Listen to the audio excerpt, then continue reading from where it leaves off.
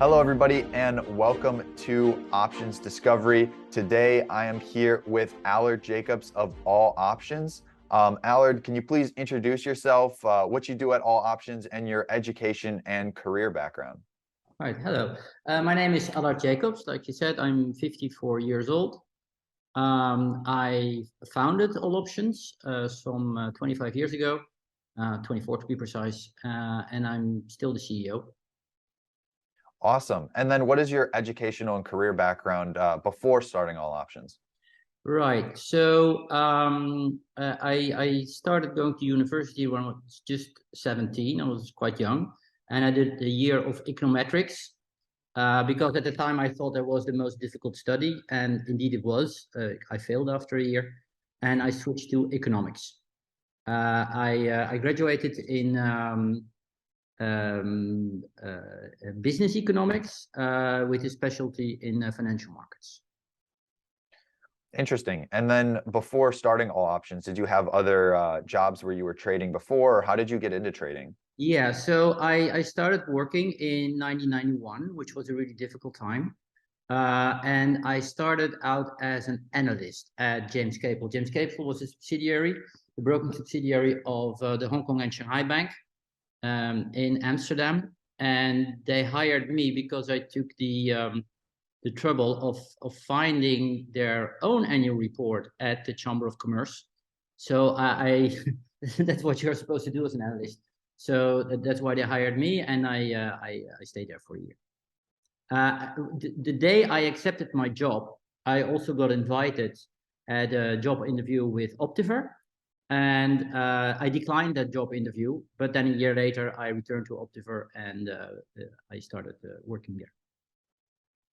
Interesting. And so when you started All Options, what was your drive behind starting your own trading firm? So let me first talk about my career at Optiver. I think I was their 15th employee. I think today they have over 1,500. It's a really it's incredible company. After a year, I made partner. I think I was number 11 or so. But in the end, I was a peculiar hire for them because I'm not that tall. And at that time, all trading was done on the floor.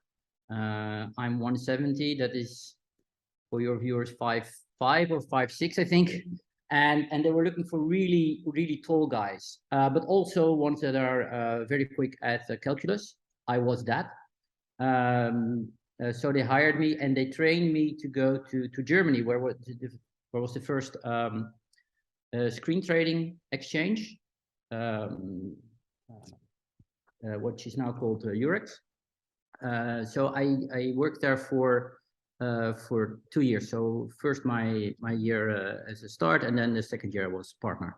And then I left because I was not only small, I was also, I thought I knew things better than other people, which did not make me a very nice colleague. So I decided for myself, it's probably better if I'm the boss, if I know better. And yeah, that's what I did. Interesting. Well, that's a very interesting background. I just have one question. Yeah. I guess just out of my own curiosity, why did they want to hire people that were taller back then? Because of the floor trading, they wanted big guys. I did have a loud voice because I did rowing as a steerman, so I knew how to project. But in crowd trading, you need to be tall and you need to have a loud voice. But I only traded in Amsterdam for about a month. Oh, On wow. the floor, and then I went to Eurex, or the Deutsche Terminbörse, as it was then called. Okay, got you. So that's very interesting because I guess in this day and age with electronic trading as prevalent as it is, it's just not something that you even think about. No. No. But basically, their selection process was not length. It was their calculus test and the logical problem-solving test. Yeah, of course. So kind of getting into where we are today with All Options being as been going on as long as it has, 24 years is a very good amount of time to be running a firm like this, and congratulations to you for that. So can you talk a little bit more to the founding of All Options and kind of the process that you went through to get that started?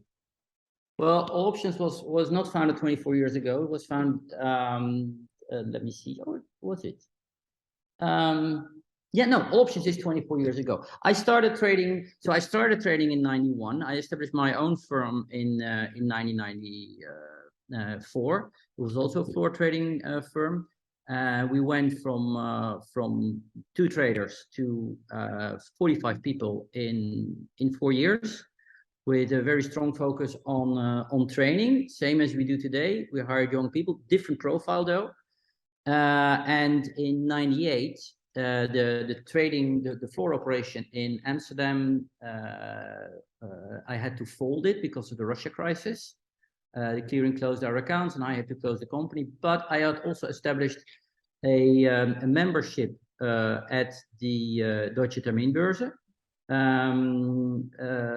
in 1998.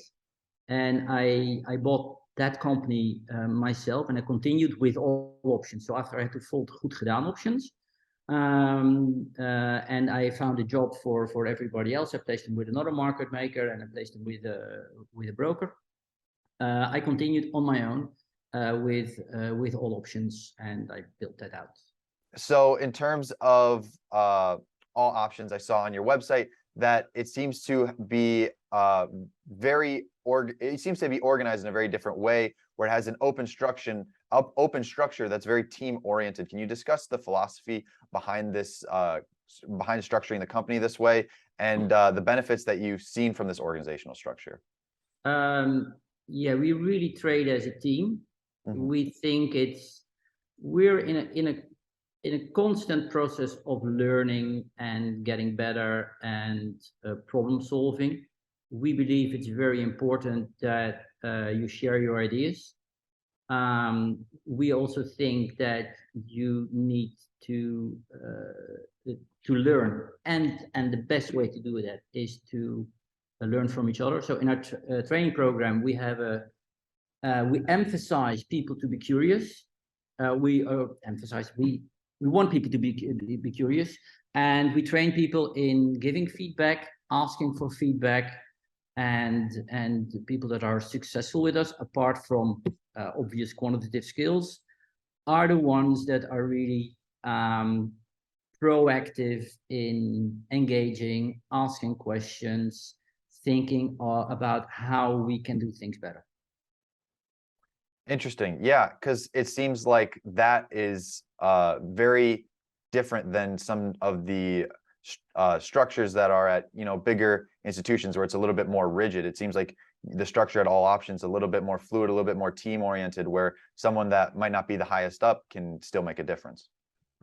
Well, we employ 80 people at the moment, and if you compare us with the larger firms, the larger market making firms, I believe that at All Options it's easier to have an impact and to make a difference. And this is also what we tell people during the hiring process. And I think this is what people appreciate. This is often what they give as a reason when they choose us over IMC or Optiver, that they really like the size of the firm and the fact that they believe they can make an impact. Yeah, I feel like that's very important, especially as we get into this next part where we're kind of going to be talking about a little bit more what attracts people to All Options. So one of the first things that I wanted to ask you is kind of taking a little bit of deviation, but we'll get back to that topic. What does it take for you to be the CEO of All Options, and how has your role changed from when you started the company over 24 years ago to where you are right now? Well, that's a lot of questions. Yeah, we can take it one at a time. Yeah, so I feel I've reinvented All Options a couple of times over the history. There's basically 2 strategies in which you can approach the market. You can believe the market is always right, and you trade a lot of volume at very small margins, trying to keep the prices in balance, or you believe that you're smarter than the market. then you don't do that many trades. You're often not right, though. The variance of your results is very high. You can hit it very big or not. Well, we have employed both strategies, sometimes at the same time, sometimes alternating. Right now, we're really at the stage where we believe we only have a very tiny edge over the pricing in the market. We think we do have an edge, but it's mainly about processing as much volume as we can, trading as many options as we can in a fully automated way. Interesting. And so when you talk about reinventing the firm, can you kind of speak a little bit more to that point and kind of the different types of reinventions that you had to go through, or the different pivots that you've had to make along the way? Well, one of your first questions was about my educational background. It's an economist. In the beginning, I would hire all economists. And I can tell you from my own personal experience, economists are pretty useless. What you need is, or these days, you don't need an opinion, you need to research. You need to drill things down. You need to take decisions based on data, not on what you think or whether the market's going up or going down. It's an important, you need to play a numbers game. Trading is, by definition, an opportunistic business. And we did so until 2006. We just looked at, okay, where can we make a bit of money? Where's a lot of trading? And we would start trading there, whatever it is. In 2006, we employed 40 people, all white, all male, all Dutch. Right now, we're very diverse. The only thing that hasn't changed is the average age of my colleagues, which is around 28, I think. I get a year older every year. When I started, I was, let me see, I was 22. Now I'm 54. But my colleagues somehow stay the same age. So that hasn't changed, but it's very international. It's, I would say, yeah, a pretty diverse background. Very different from what it was. And right now it's totally not opportunity driven. We refuse to do crypto, for example. We only do one thing, and that is making markets in options. And we try to get better at it every day. And just to kind of go into what markets that you make markets for in options, is it mainly equities? Is it commodities? What markets do you usually? Yeah, it's equities. It's only equities and index options. So right now in Europe, we trade around 20% of the available margin on screen.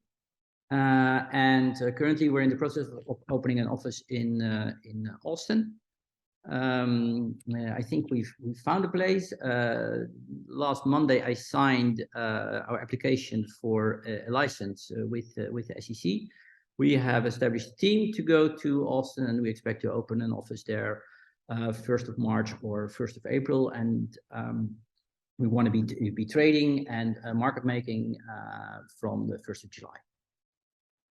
Interesting. So with that expansion, is this the first expansion outside of Europe then? No.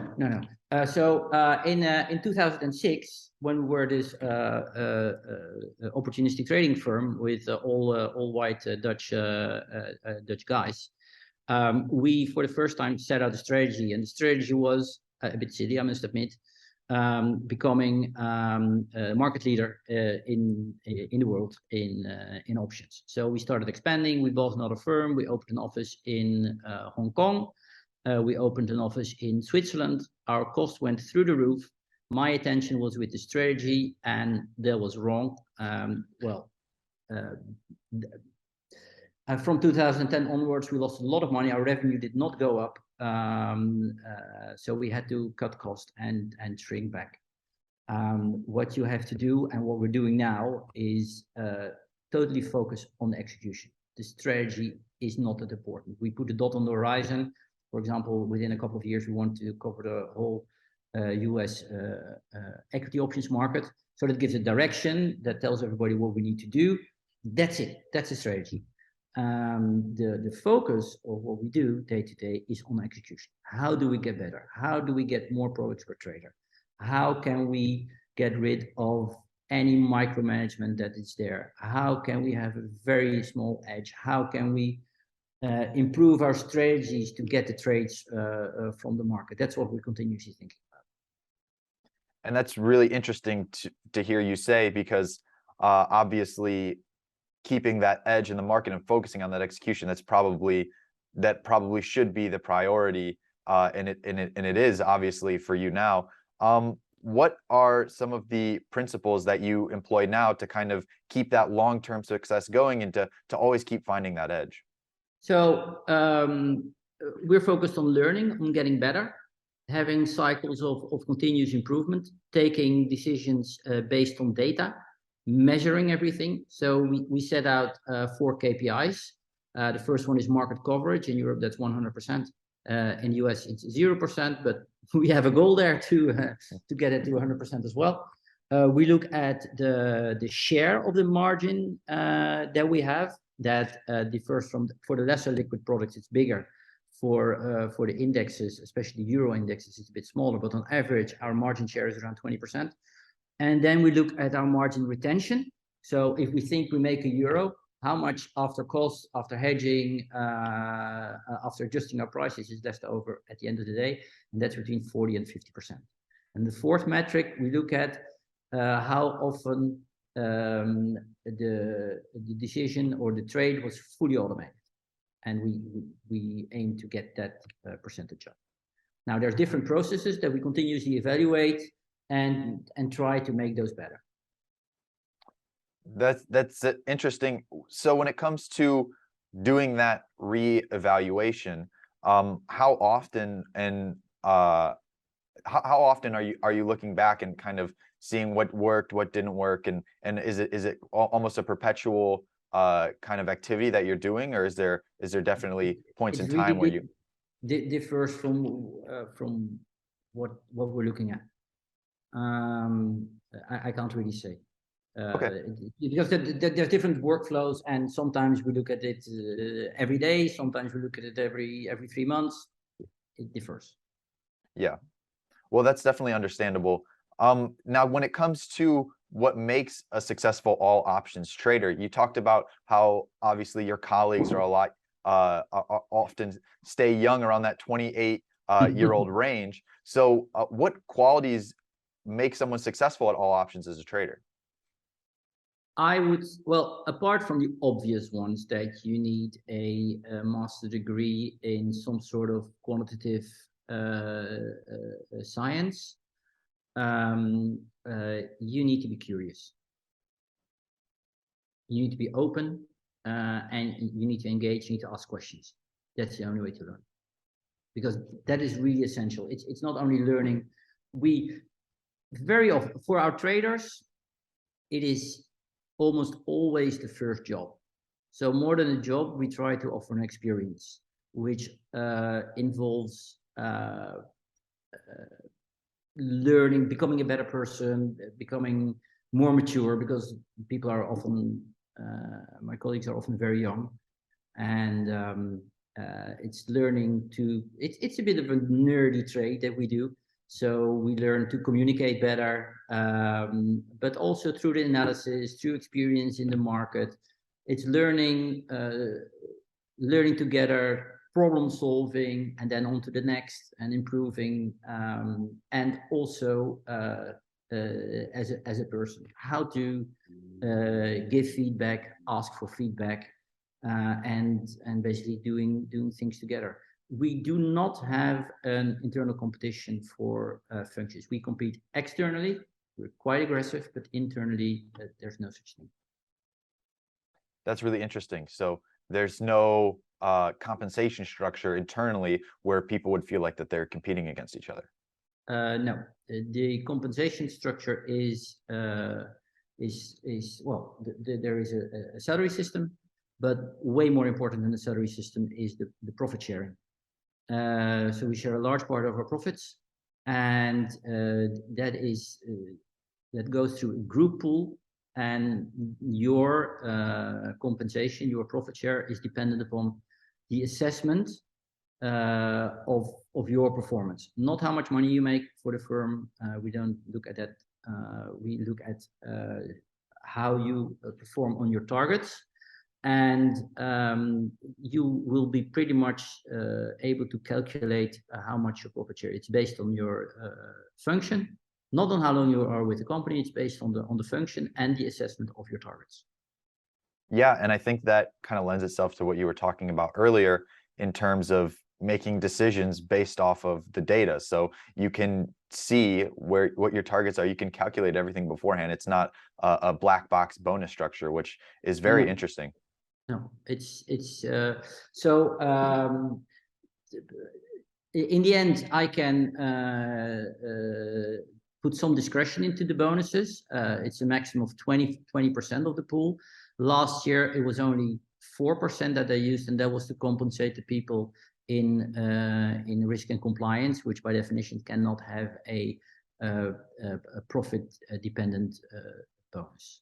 So actually, so that shows me that the system works really well. There is no need to deviate from what we set out and what the people can calculate what they will get. Yeah, well, that's really interesting, and I feel like it's something that is very unique to the financial industry in general. I think it's an asset. We've developed it over 30 years. I sometimes get new people in or outside hires who challenge the way we do this, and I give them a very hard time. Yeah, I can see that. Well, if it's something that's worked for the firm, and it seems like it is, then that's you just got to look at the data there. But when it comes to onboarding those new traders and people, as this is their first trading job off their master's program sometimes, what is that process like for them to get onboarded at All Options? It's a lot of fun, I would think. Well, I have to, so we first have the selection process. And we start a group of traders twice a year. I think it's in March and in October. We did September this year, but that doesn't match the calendar of the people that we hire very well. So next year we'll do it in October. We hire a group of people and we train them in Amsterdam, and we do lots of stuff. We do mock trading games, we do role plays, we have them sit next to traders. They get classes. After 1 month, they get a test, which is pretty difficult. I think around 20% doesn't make that test, and I think or doesn't get the. Unfortunately, we have to say goodbye. Like I said, it's not a competition. We do not set out to say, okay, let's hire 20 people and keep the 5 best. That's not what we do. But we do only we keep only the ones that meet our standards, and usually after 1 year, that's about half of the people that we hire. The people that we unfortunately have to say goodbye to, we tell them. It doesn't come as a surprise to them. We have told them why they're not meeting our standards, and we're trying to help them to improve. But if in the end it doesn't happen, people are better off elsewhere, probably. Now, the people who make it after 1 year, they usually stay. That's interesting. It's a very supportive structure rather than something that's typically in the finance and trading industry, something that can be very cutthroat. Yeah, so there's really no internal competition. That does not mean that we don't have high standards, but it's not against each other. It's really together, and that's what we also encourage people to do. That's really interesting. And another thing is obviously, as the CEO of All Options, you have to think about the entire business, and that also includes individuals that are not market facing or that are not trading. So what do you look for in those individuals, and how do they contribute to the success of the firm? More or less the same thing. I would say so. Currently, we employ 80 people, I think around 45% of them are traders. Then we have people in risk and compliance, quite a few people in IT, and there's also a few in support functions. And we're basically looking for the same thing. We share the same values of sharing our ideas, playing together as a team, and also that people are to a high extent within the framework, of course, but to a high extent able to shape their own jobs. That's interesting. What do you mean by that? If you think something is done in a way and you think you can improve it, feel free to do so. We challenge everybody not to take things for granted. Well, we don't have long hours, but I would not say it's a 9-to-5 job. You're really encouraged to get better and to make the company better. Yeah, that continuous development and feedback from the employees, that must be something that's very critical and has probably yielded a decent amount of successful improvements. Can you talk to any of those? So if we look, I mentioned the KPIs that we have. A couple of, I think it was around 4 years ago, we've defined these KPIs, or these 3 of them, and we aim to get a certain margin share in Europe, and margin retention and coverage by the end of this year. And we made those targets. Actually, we exceeded. We're now what we do is not dependent on individual assessment of a trade. We try to get rid of all the micromanagement that is in the trading, and yeah, we basically we achieve our goals by taking decisions based on data. I'm not sure if that answers your question, but no, it definitely does. I think one thing that I've gotten from this interview is that there's a lot of consistency throughout the principles that you employ and the people that you look for. Obviously, that curiosity, that data-driven focus is something that doesn't just need to apply to traders, but to everyone. And you can correct me if I'm wrong. Absolutely, yes. And also we try, especially IT and or the developers and the traders, we try to have them as close together as possible, so that we have teams with people with different skill sets. It works way better than when you're in a team with people where everybody can do the same, where you have a couple of mini-me's. You can learn stuff from people that do other things rather than can do the same thing. Yeah, and it almost seems like a lot of these principles resemble more of a technology firm than that of a traditional financial institution. Well, I was recently discussing this with a friend of mine, and we're technology driven, but I would say it's more data driven, data analysis, than it's technology. We do not build FPGAs. We have no speed applications. So we're not competing in the market based on speed. But we are doing a lot of analysis. So I would say it's more data than technology. That, of course, that is close to each other.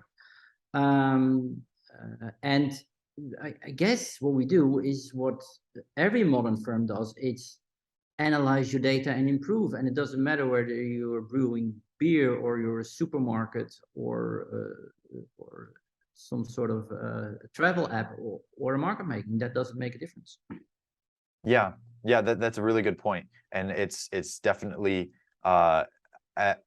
with the advent of electronic trading. Obviously, you started the firm in 1998. How is that shift from, obviously, when you started in floor trading to electronic trading? How's that shifted the way that you think about trading and the way that you've maybe managed the firm? Well, so like I mentioned earlier, it was very opportunistic, and trading is an opportunistic business in itself. And today we say no to most opportunities that are out there in the market, because we feel like focusing on getting better at what we're doing is more important. And it actually shows pretty good results. If we look at how we perform against our own metrics from month to month, there's a very, very steady improvement. And that's very good to see. Yeah, yeah. I think that's a really good point as well. And so It has taken me almost 30 years though, but to get there. Yeah, I can see it. It's definitely obviously all options has been around for 24 years. You've been trading for longer than that, so it's been definitely quite a journey to get to the point that you are today. But we definitely appreciate you sharing this information with the show. So just to kind of give some closing questions, what are some of the most critical lessons that you've learned while working in the derivatives industry, and what advice would you want to pass along to someone that's trying to get started in this business? Oh, get started. Just do it. I mean, so one thing, back testing or doing paper exercises, there's no point to that. You just need to start and try different things and see what works best. You learn by doing it. You don't learn by thinking about it. Just start and then think. Don't take that too literal though, but as a principle, when you want to get into something, start doing it. But you always have to be critical towards what you do, and you always have to strive to improve, because so is the competition.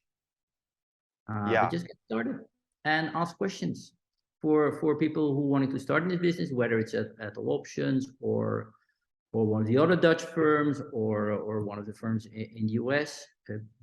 And I don't think they're that dissimilar, but then what do I know? Be curious. That's great advice, and I think that's something that, especially for people watching the show, some of them are kind of all over the spectrum in terms of experience, but we do get a lot of people that are new to trading, and this is kind of their first foray into the options industry. So I think that's great advice for them. In terms of this show in itself, every week we choose a new topic. So this week we really wanted to focus on all options and what makes a good trader. Obviously, that curiosity, that data-driven mentality is something that we're going to cover this week. But what is your recommendation for a topic that we should cover in the future?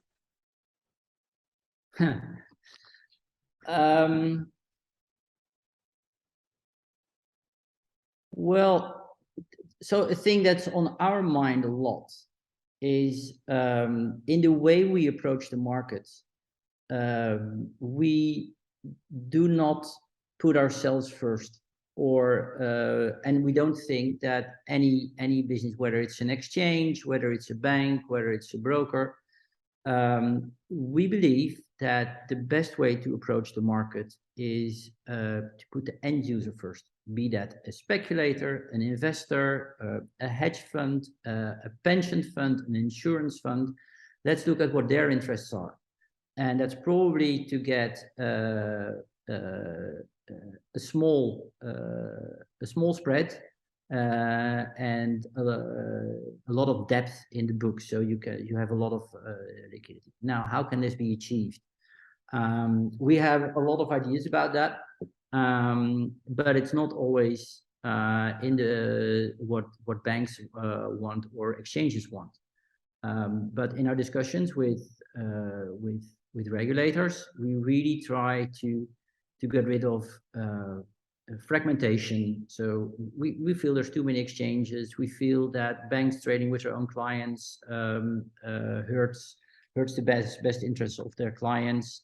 We think that speed games do not add anything for the benefit of the end user. You can build a profitable business model based on speed, but it does not benefit the market. So we really feel that the market structure and the interests of the end users should be put first, and that there's a lot that can be improved in terms of market structure. Well, that's a very. I'm not sure if this helps you, but this is No, that's a very good topic to explore, especially the fact that we do have access to some leaders at exchanges and other firms. So that's something that we can ask them is how do they optimize the experience to the end user? And do they feel that some activities that have been done can sometimes hurt that end user? Is that kind of what you were talking about? Yes. So we feel, for example, that payment for order flow is not a good thing. Fragmentation of order flow, internalization, monopolistic data should be shared. It should be cheap and free, or cheap or free. I mean, but not right now. It's a business model for the exchanges in the market, and that doesn't benefit anyone but the exchanges. To give an example. Yeah. Well, that's very interesting, and it's something that we'll definitely explore for the next episode. I just wanted to say thank you so much for coming on the show, sharing your knowledge with our viewers, and I really appreciate it. Is there anything that you'd like to say before we kind of close out this interview? Well, thank you very much for this interview, and thank you very much for giving me the opportunity to do some free advertising for all options. So I really like to encourage everybody to go for it. And even if you don't go for all options, trading is a fun business, and it's very rewarding. You can grow. It has to be something that appeals to you. But if it does, do get started in trading. Well, that's great advice, and hopefully, it resonates with a lot of our viewers. I think it will. But thank you so much again, and I will see you. Hopefully, we'll be able to talk to you soon in the future. Okay. Thank you very much. Thank you, Allard. All right. Bye-bye. Bye-bye. If you're hungry for more options content, make sure to subscribe to the JLN YouTube channel and check out our social media accounts. Be sure to check out our website, johnlothiannews.com, Markets Wiki, and the John Lothian newsletter for more content.